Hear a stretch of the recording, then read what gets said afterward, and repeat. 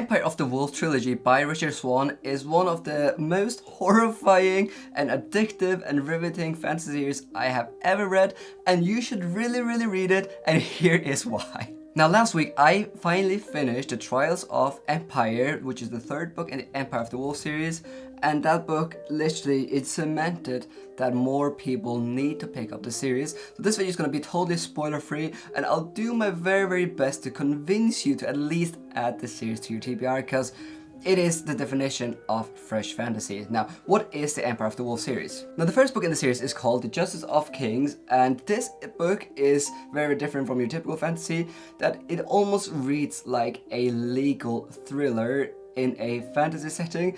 We have like this murder, and we have this character called Wonwald. He's sent out to investigate what has happened.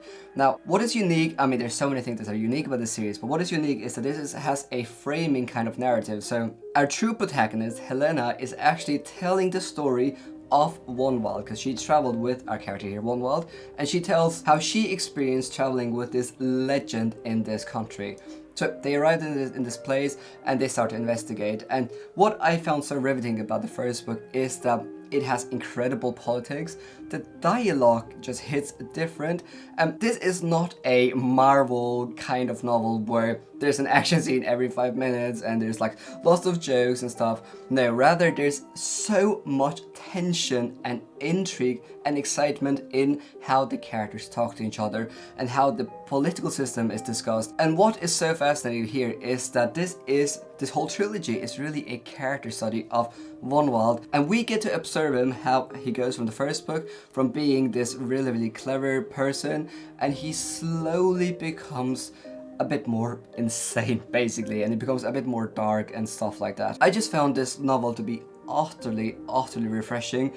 What is so good with Richard Swan's writing is that it just slaps. It hits different, and he must have had thesaurus open, because the amount of words he uses that I've never even heard about in my life is just funny. But the writing, it almost feels like it was written occasionally in like the 18th century or something. But that also makes you feel like you are actually reading a novel that is set in the correct era, if that makes any sense.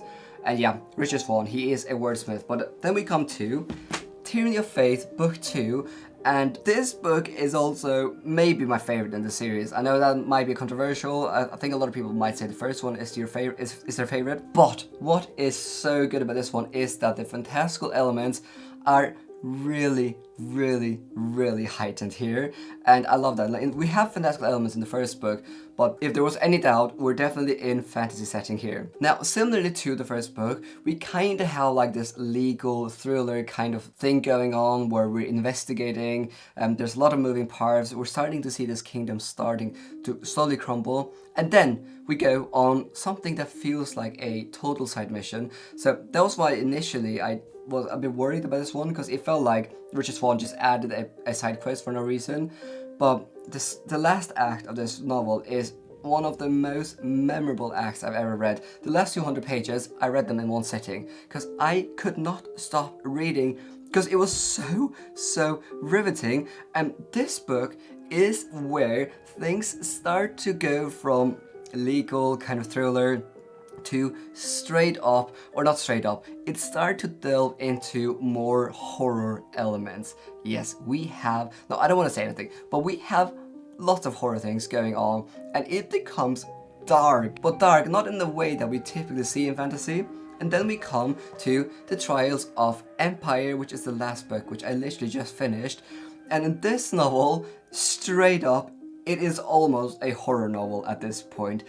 It is so dark and scary, and Richard Swan, I just love that he just delves right into it, and he does not like want to stay away from any of those horror elements. And what I love about this whole series is that while humans are horrifying in this one, it's really these fantastical creatures we have that are the true horror.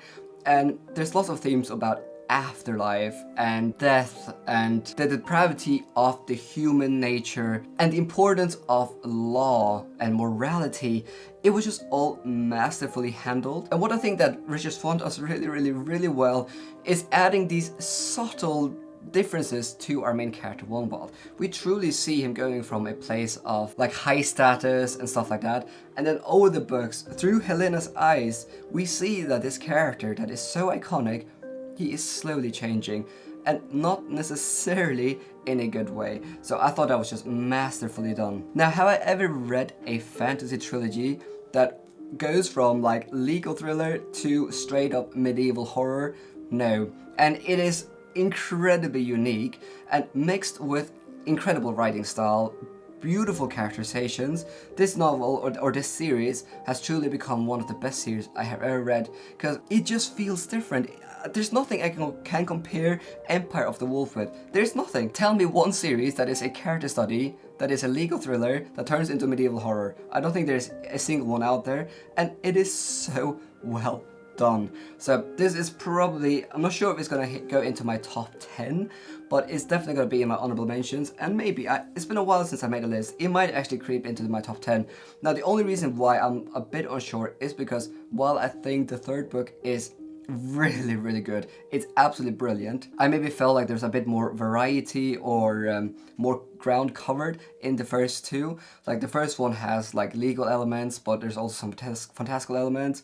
Second book definitely has that legal investigation element to it, but then it starts to become really dark. The third book is, in my opinion, it felt like it was much more just an exploration of the horror, you know, the very horrifying elements, which is not necessarily a bad thing, but there just felt like there was more variety in the first two books, but the third book is still brilliant. Now, who is the series not for? Now, if you enjoy lots of action, then this is not gonna be for you, because as I said, most of the tension is in the dialogue, in the political scheming and so on. Now, if you don't enjoy any horror, then I'll stay away from this. Now, I don't want to call this a horror trilogy, but the third book is, yeah, it feels and reads almost like it's straight up horror at that point. Now, the third thing is, I think Richard Swan's writing style is incredible. It is so well written, so many interesting words and phrases, and it really helps you to feel so immersed in the story. But there's so many times when I read the series where he uses words where I'm like, I've never ever heard that word, and probably if I looked up that word, it was last used in a regular basis in the 19th century or 18th century.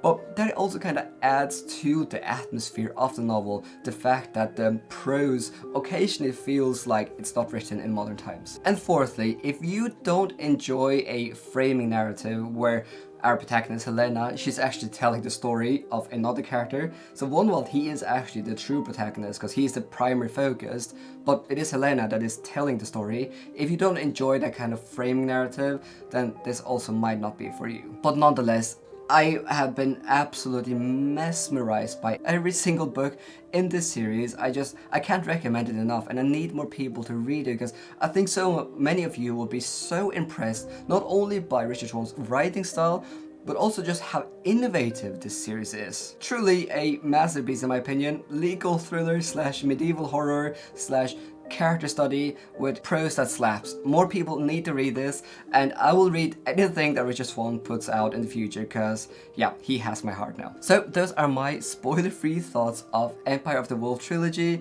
It is one of the best trilogies I read. It is incredible, and I really hope more people pick it up. So yeah, definitely leave a comment down below or even message me if you are gonna pick up the series. I would love to chat with you about it. Thank you so much for watching. Thank you so much for watching to the end of this video. Now, if you want to support what I do here, then I do have a Patreon. Now, a reason why I created a Patreon was to find a new way to reinvest to the channel, because basically since I created my Patreon, I spent around 100% of my earnings to hire an editor to do a couple of videos for me a month. Now, since creating my Patreon, an editor has done more than 20 videos for me on my channel, so it makes a huge difference. Now, if you join my Patreon, you will also get some benefits. For example, you'll get a name in my videos like these guys. You'll also be able to join the exclusive Viking book club where every month we read one book together, and you might be the one to put the book forward. This month we're reading this book, and next month we're reading this book. You also get to vote on my next read, get access to exclusive videos like a wrap-up or even book reviews, and so much more. But this is totally voluntary, but all support is much appreciated.